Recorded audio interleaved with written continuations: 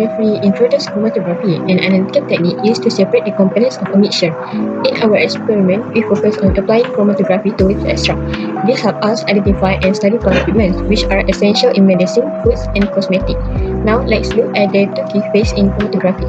First, the mobile phase. This refers a substance, either liquid or gas, that flows through a solid material and carries the component of the mixture with it.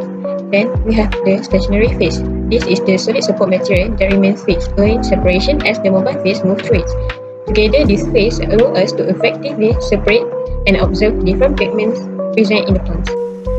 Hi everyone, here a quick look at the history of chromatography. It all started in 1900 or 1906 when Michael Sweat separated plain pigments and named the method chromatography or color writing. And then in 1930, Urey and Taylor developed the first ion exchange column and moving the technique forward. In 1940, the war era, Martin and Sinch improved separation using two liquids. And around the same time, Erica Creamer introduced gas chromatography using solid material. In 1950, Golay invented the capillary column, while Lovelock used supercritical fluid and zeolite to enhance separation. In 1916, Gidding helped create HPLC, and Quertre Casas introduced affinity chromatography to target specific biomolecules. In 1970, Dr. Clark invented flash chromatography using pressure, and Okamoto designed chiral column to separate mirror image molecules. And then in 1980, new pre-column design helped increase the efficiency of this technique. In 2000 or Y2K onward, UPLC and core shell column become the standard. And then what we can see in the future, what we can predict, that we expect more AI automation technology and green technology in chromatography. That's all. In the chromatography, we have two phases, which is mobile phase and stationary phase. What's the difference between both of them? So basically, the mobile phase is the phase that flows around the stationary phase. Its physical form are liquid and gases. The phase moves and carries the sample around. The compound with a higher solubility will move faster in this phase. For the example is water and ethanol. Meanwhile, the stationary phase, the phase will stay fixed and interact with the compound. Its physical form are fine, solid, with a lot of surface, liquid, and liquid that are supported on a solid. The phase holds and separate component based on the interaction.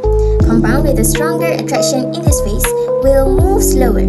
For the example is filter paper and silica gel. The main objective of this experiment is to separate leaf pigments and identify the different components present in a leaf extract. This will help us understand how chromatography can be applied to analyze plant compounds used in medicine, cosmetics, and food. The materials we use include different color leaf, scissors, isopropyl alcohol with 70% or higher, resealable plastic bags, roller, paper strip, beakers, stove, and chromatography paper. Our procedure is divided into three main stages, which is preparing the leaf extract.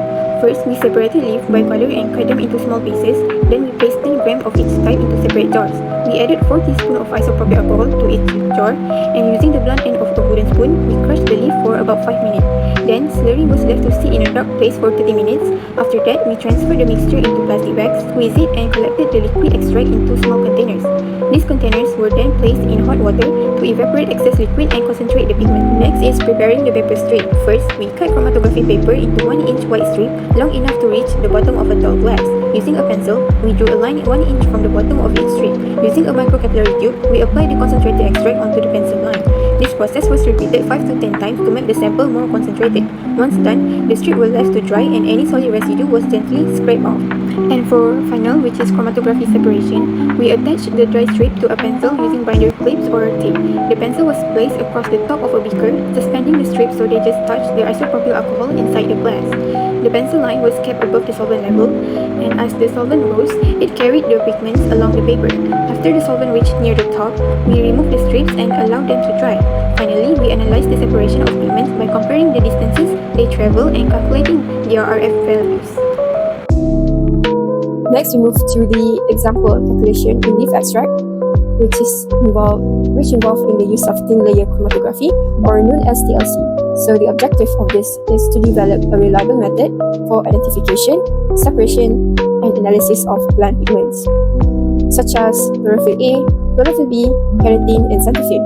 So if you look at the table on the slide, I provided the examples like chlorophyll B and keratin. So the distance moved by the chlorophyll B is 3.4 cm, and for the keratin is 8.9 cm, and the distance by solvent is 10 cm.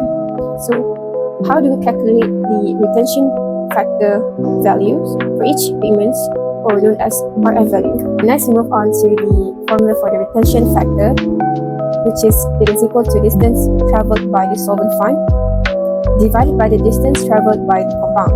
For example, for the keratin, retention factor is equal to 8.9 cm divided by 10 cm, and we will get 0.89. For the chlorophyll B, the retention factor is equal to 3.4 cm divided by 10 cm, we will get 0.34. So what can we interpret in this calculation? The higher retention factor, for example, in this case keratin, 0.89, it is more soluble in the solvent, less interaction with the stationary phase. Meanwhile, for the retention factor chlorophyll B, 0.34, it is less soluble in the solvent and more interaction with the stationary phase. So, what exactly is the stationary phase? And we also have the term of mobile phase, and what is it? So, in this picture, it shows the stationary phase and the mobile phase. So, if you can see, the stationary phase is extracted samples spotted on the TLC plate.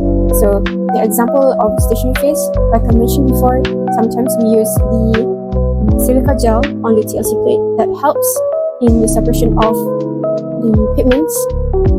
And the mobile phase, the common one is typically a mixture of hexane, acetone, and ethyl acetate.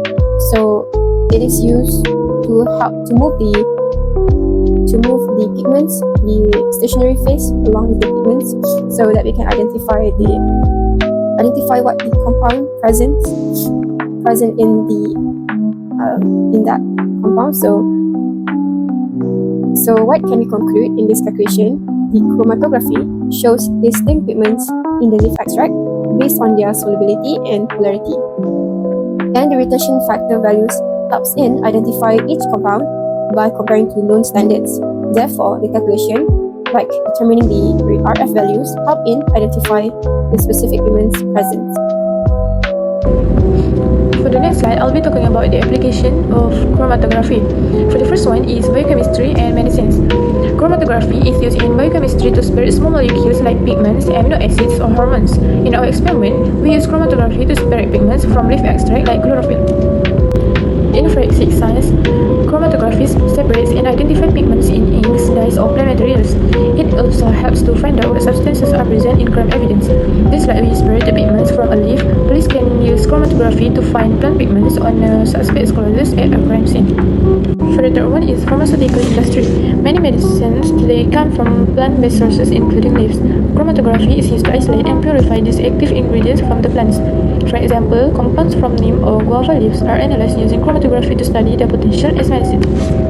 And for the last one is food industry. In the food industry, chromatography helps in quality control by checking for artificial coloring, preservative, and other ingredients, or experiment with leaf extract to show natural pigments like chlorophyll, which can be used as a natural green food coloring.